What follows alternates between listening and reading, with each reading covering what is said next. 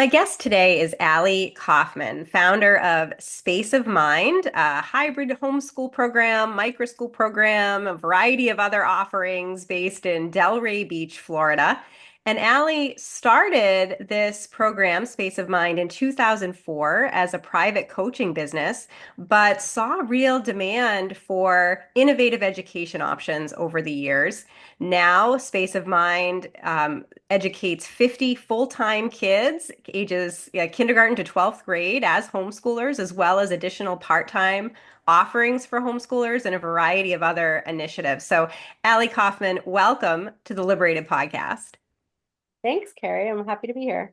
I'm glad to have you here. I'd love to start, if we could, with your entrepreneurial endeavors beginning in 2004 with a private coaching company that you started, which has led now to this much broader initiative that serves, dozens of homeschooling families as well as, other programs offering for your community.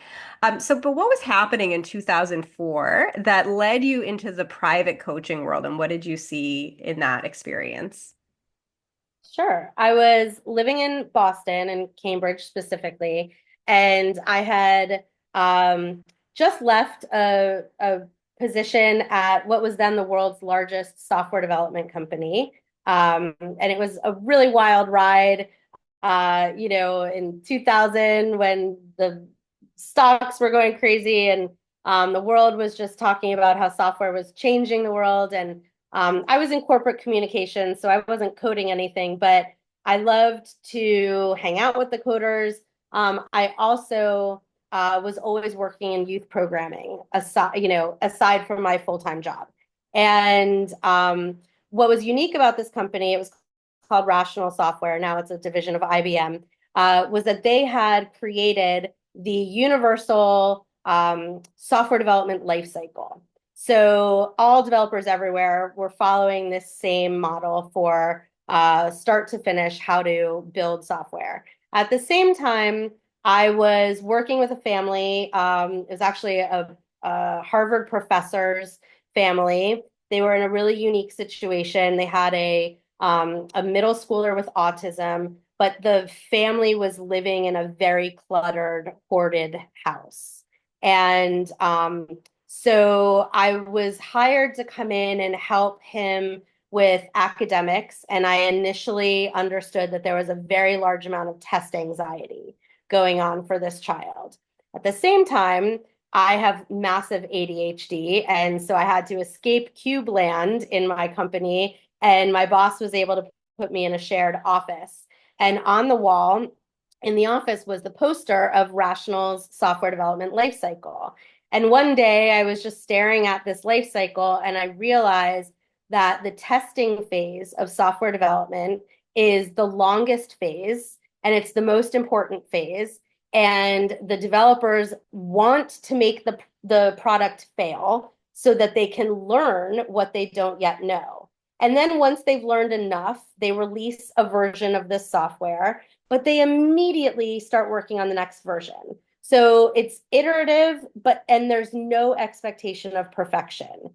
And it like somehow just clicked for me that this was the problem that school had, that we don't use the testing phase to teach the educators what the students don't yet know in order for them to go back and make sure that they get that knowledge. You get one chance to pass the test, you don't pass it, you move on, and now you're kind of at a loss. And so once I understood this about, and software developers, they're using both sides of their brain, right? Creativity and logic at the same time. And I just understood that scientifically and technologically we had this knowledge, but it wasn't being applied in an educational arena.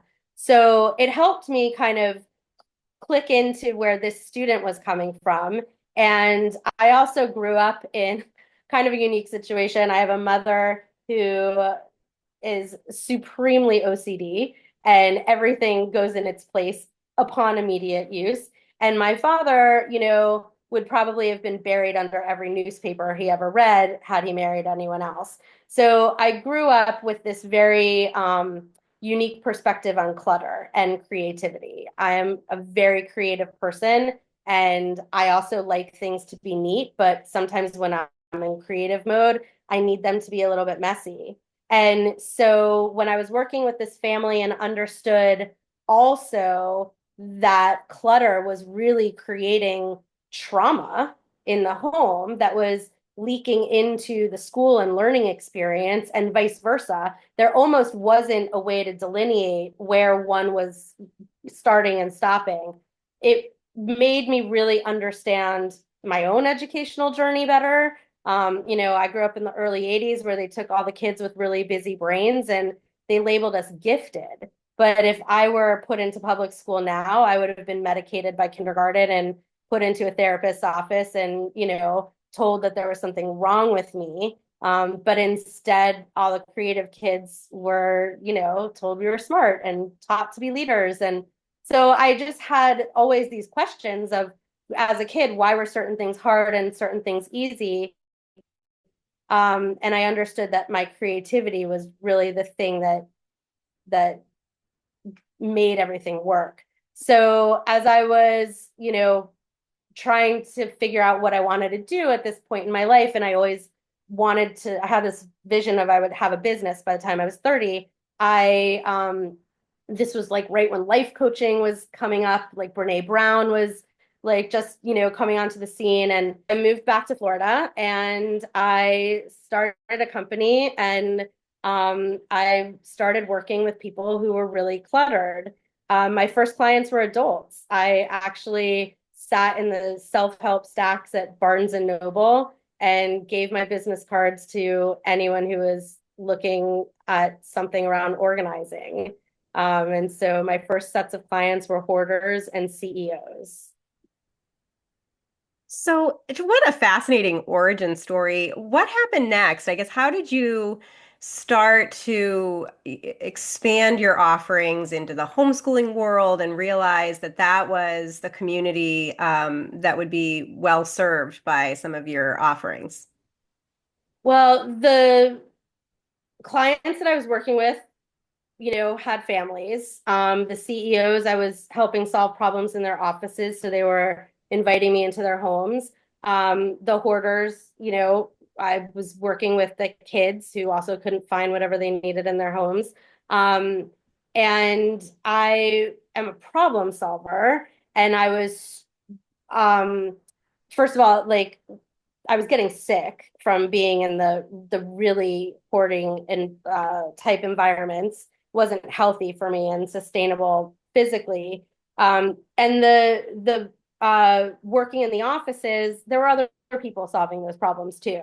But what I found when I was really working with the entire family together was that there was nobody connecting all the dots.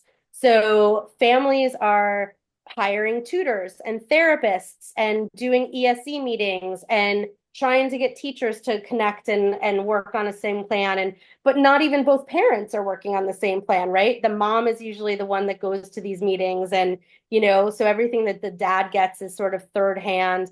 Maybe they're paying a few $1,000s for a psycho ed report, but I would often find it stuck in that really random pile on everyone's bizarre kitchen desk that houses have. And so they were never doing anything with the recommendations in those reports. And so I started looping everyone in. I would go to the ESE meetings, I would talk to the therapists, I would talk to the tutors, I would read the report and figure out how can we implement these things in, the chaos of a busy home.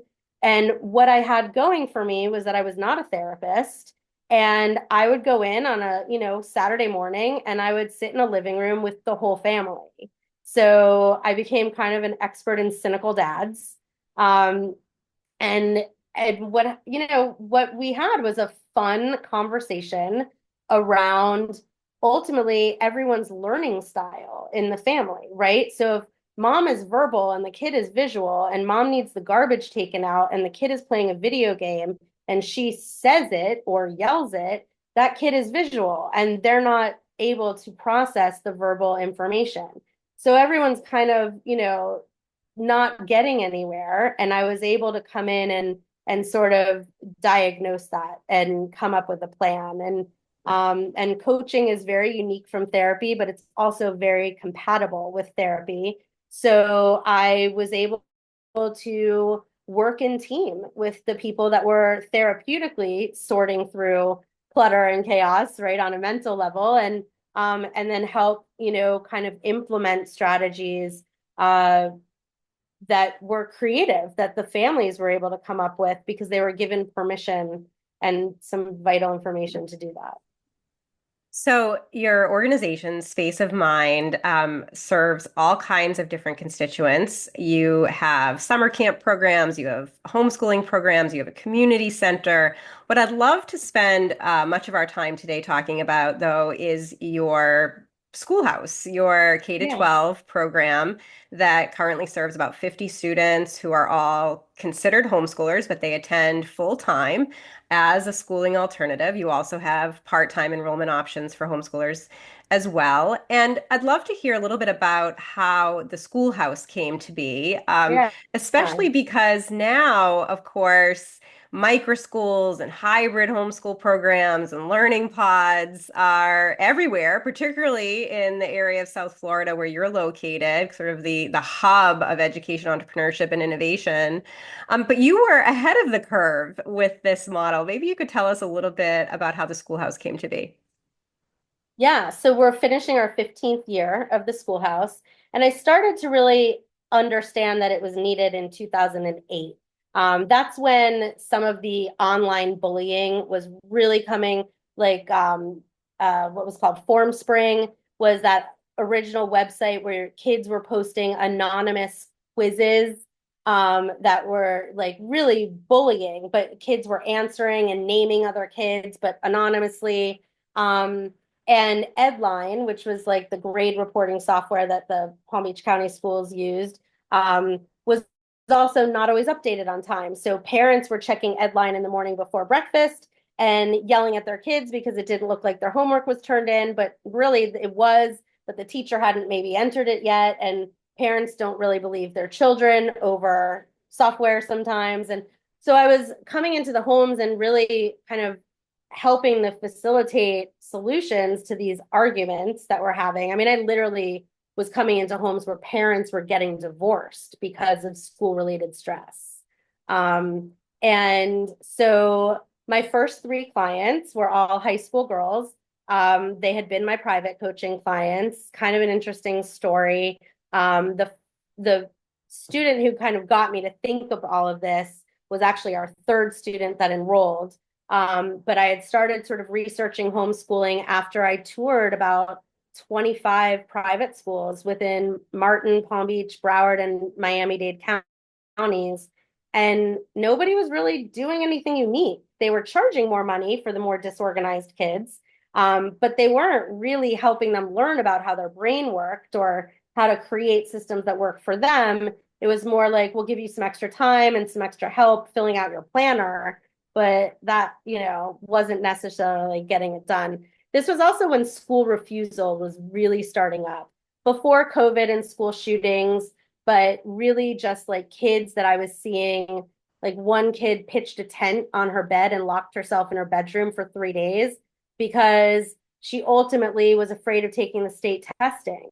And so, they brought me in to get her out of her bedroom. And so I just kind of figured out that homeschooling was a way to use my creativity to solve this pretty painful problem that I was witnessing in families and classrooms, and do it without the red tape of going about, I charter schools was not my lane, too much paperwork, and obviously getting accredited as a private school seems like a lot of work. And all I saw were benefits in homeschooling, right? There was flexibility, there was room to be creative, but most importantly, there was room to personalize the experience.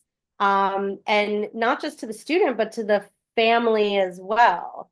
So I had one student who was my private coaching client, and she had a pretty severe speech challenge. And so she didn't raise her hand in class, and she was eating lunch with the nurse every day. And they, brought me in to help with homework because she didn't have enough information to do the homework. She wasn't participating.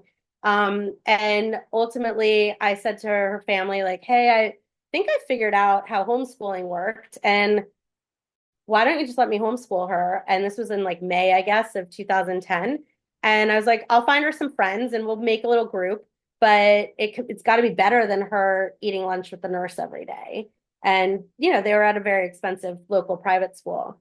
A couple weeks later, I was with another client who couldn't have been more opposite from this first student, who was also ironically at the same private school. And she was, bullying other kids, but she was also being bullied herself.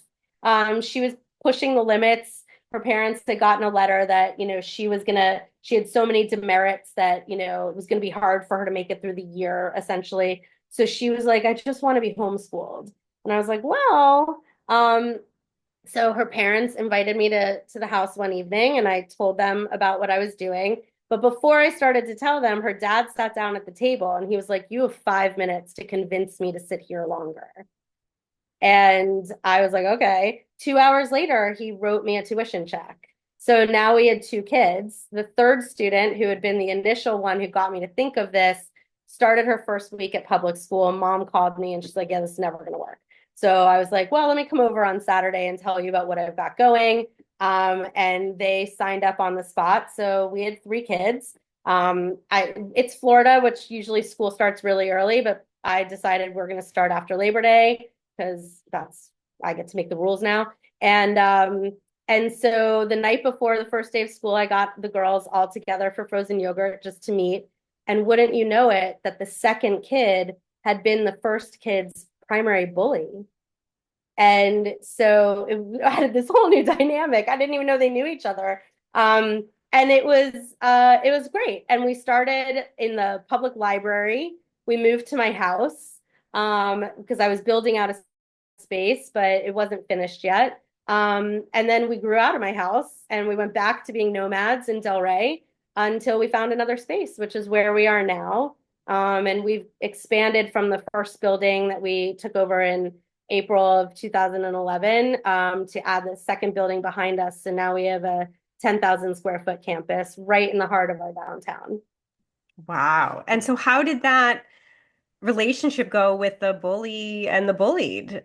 Look, they never became best friends, but they absolutely learned to respect and tolerate one Yeah. another, um, and even I think come to understand one another. So it was quite healing and pretty fascinating to be a part of that, growth. Really fascinating. So, Allie, you were really a pioneer, right? Because now these micro schools and hybrid schools are everywhere. It's, relatively easy compared to when you got started to open one of Yeah, these programs. And I wonder if you could talk a little bit about your experience because you were wondering, how do you sort of legally function? What parameters are you, yeah. expected to follow compared to now? So I'd love to just kind of hear that 15-year perspective. Sure. When I started, there was, it wasn't like I was opening a coffee shop and I could go sit at Starbucks and figure out how it's done. There was no model.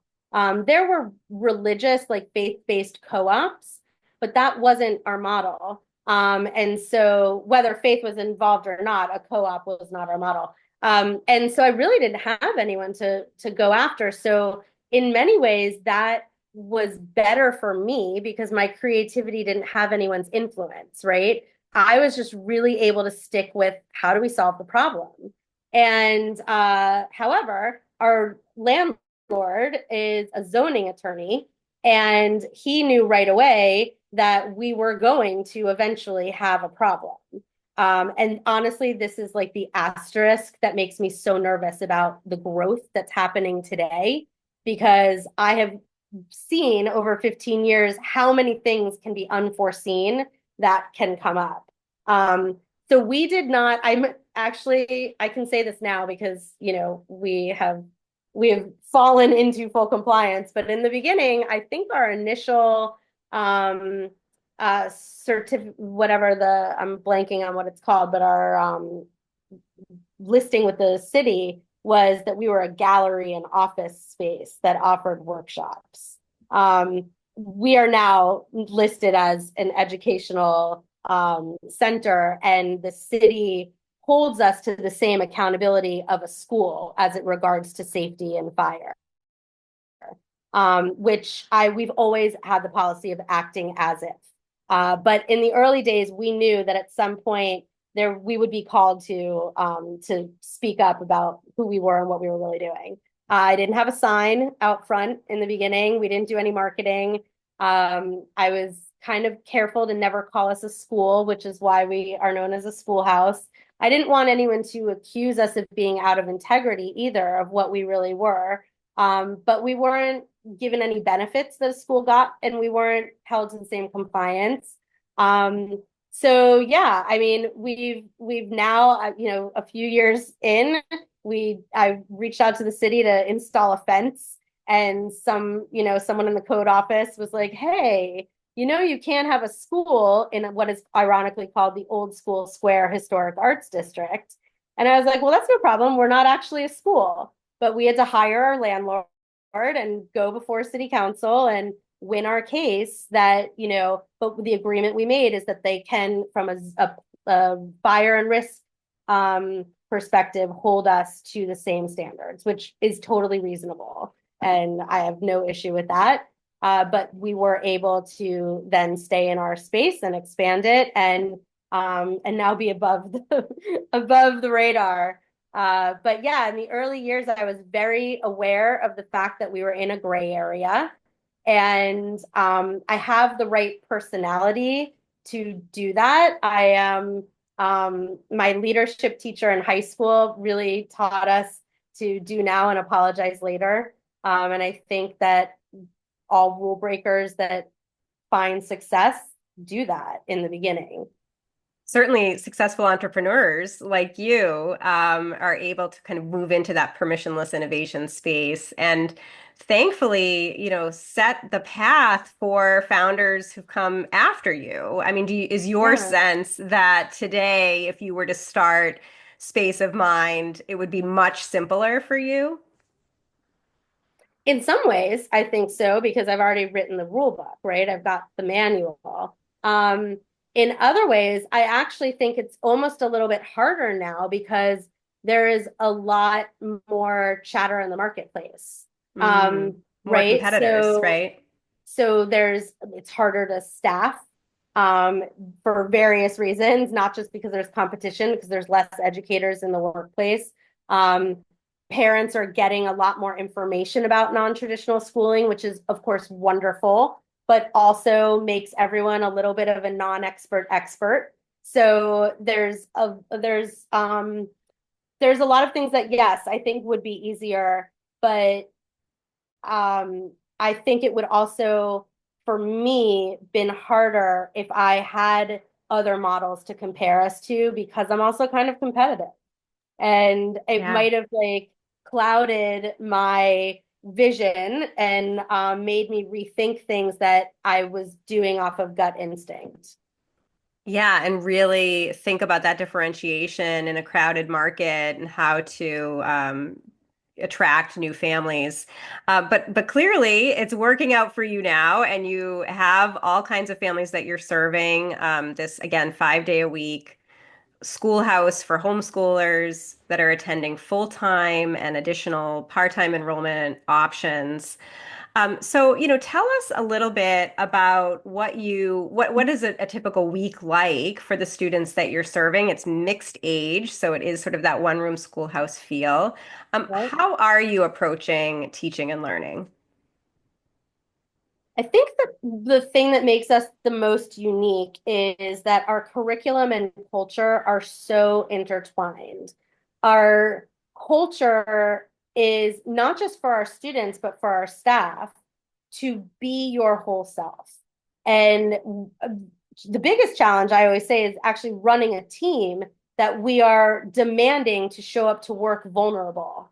And right, it's as adults, we're used to showing up to work with our professional boundary on, but in our environment where we're not teaching from a dry erase board or behind a desk, we are sometimes on the floor or out in the world, or that it's almost like a sleepaway camp counselor right? Like when you're in bunk life, there's a different type of connection.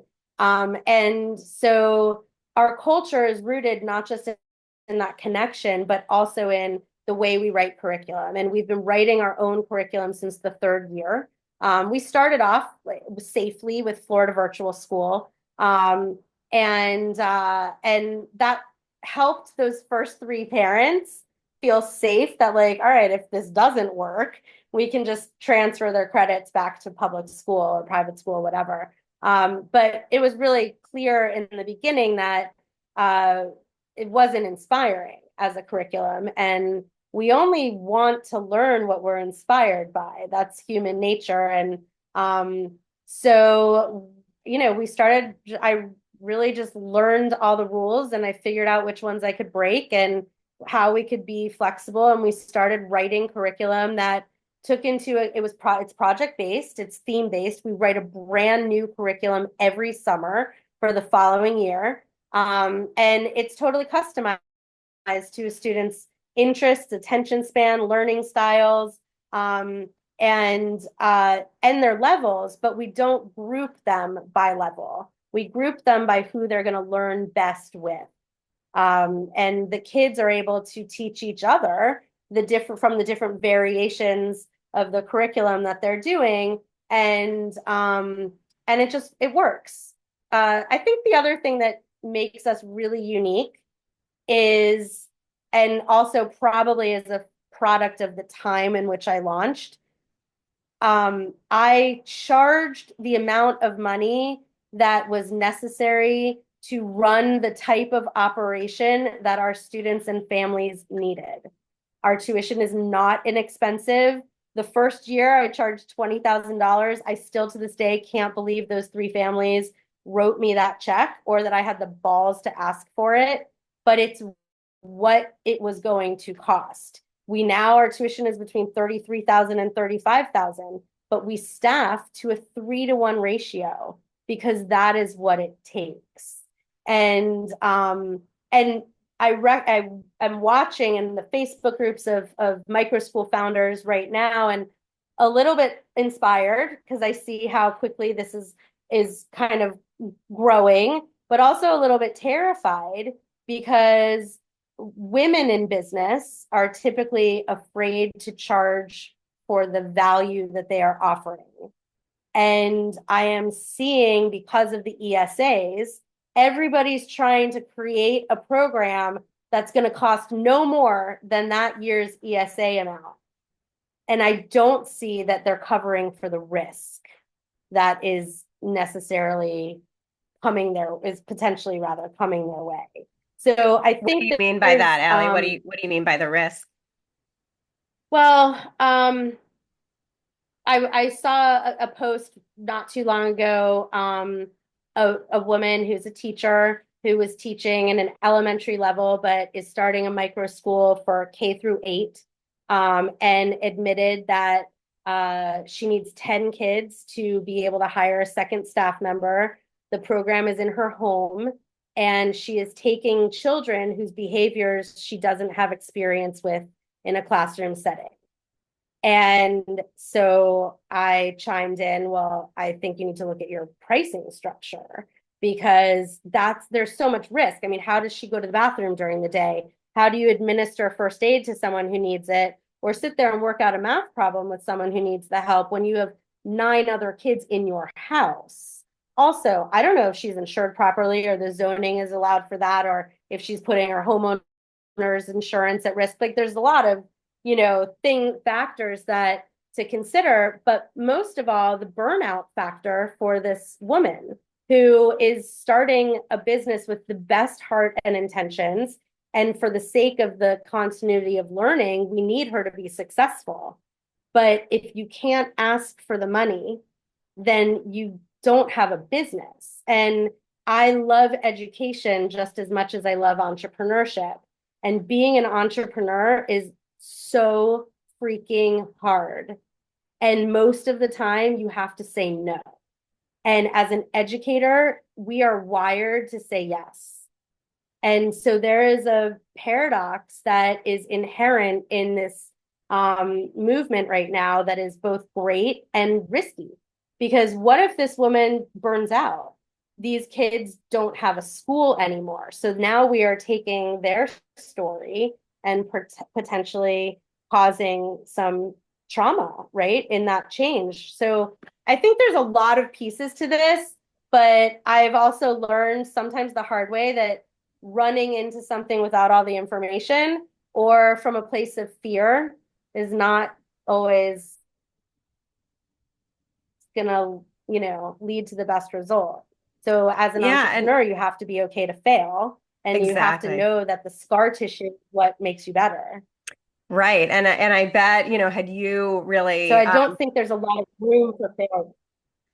I bet if you had really thought Sorry. through all of those risks when you were getting started and all those vulnerabilities and are you even legally able Yeah. to operate and are you insured, all those things, you may not have ever started. So it is that sort of entrepreneurial spirit, that courage to take the leap, to take a risk that I think is what defines this movement. And that's, I think, is really exciting. Yeah. I would push back a little bit and say that, I think one of the characteristics of a dynamic education marketplace is that some of these programs will fail, will shut down, and there will be new places that pop up that families really want. And I don't know that we should be as afraid of that as maybe we might otherwise be, because if we look especially in South Florida where you are, I mean, you have public schools shutting down left and right, in higher ed, we have Hmm. colleges and universities shutting down at a rate of one per week in 2024. So that churn, I don't think is something that we should necessarily be concerned about. And I think it's thanks to entrepreneurs like you who are providing this real marketplace of options for families so that they're able to find just the right place for their children. And if one doesn't work out for a variety of reasons, whether the founder shuts down or it's just not a good fit, they can more easily find another school that matches their priorities and preferences. So I think as we're seeing the maturity of the movement, it'll be interesting to kind of watch some of those trends. But I'd love to hear about what Yeah. is attracting families to you. What are you hearing from the families that you're serving that's making them really excited by your model? So we have it's funny, in the early years, we were everyone's last resort, right? Like you've been chewed up and spit out by the system, public or private or charter, and families were coming to us desperate for help. Um, there's a lot of pressure and a lot of freedom that comes with being a last resort model, right? Um, the mission has been, of course, to change that from being last resort to first choice, which I think we've had a huge pendulum swing over the years. But we get a lot of families who have non-traditional learners, busy brains, right? Like of all types. We also have had, families who have gone through trauma. And we are very close to Parkland. And in the aftermath of the Douglas shooting, we were getting a lot of kids who were literally on the tour. The children were asking, how do the doors lock? And do you sound the fire alarm? Because they had so much trauma from school shooting drills. And so we've seen families come to us just looking for a place that didn't inflict that. And we have a lot of, it's interesting, a lot of, especially in the early years, I think the first like 8 years, every single student had parents who were entrepreneurs. So I think we are pioneers at Space of Mind, but we also relied on that pioneer spirit of our families that were willing to take a leap. So we now more than ever see families who are seeking us out because we're non-traditional. That's a shift that really happened from COVID. And especially in South Florida, where I think people for sport just want to look like and be like everybody else. It took a long time for families that were in legacy private schools or the best public schools in the county to say, hey, I want to try something different. Hmm. So we've seen it shift from being that last resort to being a model that people are seeking out because there's no stress, right? Like we've eliminated the stuff that is hard to capture in data points. Like families yell at each other less. They have more time to spend at the dinner table. The kids are emptying the dishwasher. Like things that you wouldn't really associate with a benefit of school, those things are generalizing into the home because of the culture that we've created through our curriculum model and our community. Great. So you said, Allie, that you love education and entrepreneurship. What have you found to be most rewarding in your long entrepreneurial journey, 2 decades now of running your own company? What do you find most fulfilling about entrepreneurship? I mean, I guess it maybe sounds a little cheesy, but I think just some every now and again, especially at banquet at the end of the year, like I take a second and just like soak it in. And I'm like, wow, look at all of these people that we've helped and how many stories for kids and families that have literally shifted and the narratives have changed because school became better for them and less stressful. So I think just that is just knowing that we've made this impact. But also on the entrepreneurial side, I think it's just that I've survived. Yeah, I mean, so again, so much of entrepreneurship is risk, and that's what separates entrepreneurs from everybody Yeah, else is that willingness to take a risk, to potentially confront failure and go for it anyway. So, what yeah. advice would you have for today's intrepid founders, just starting off on their new enterprise, as running a micro school or a new private school or learning pod or some other educational model? What tips do you have for them to get started? So I guess a couple things. One might be even counterintuitive, but I want to say have a great mentor and know how to ask for and receive help. I have been lucky in my life from when I was a kid until now to have a small but mighty group of mentors and people that have been my advisors that I can be totally vulnerable with. And I can take their feedback and I can process it and implement it.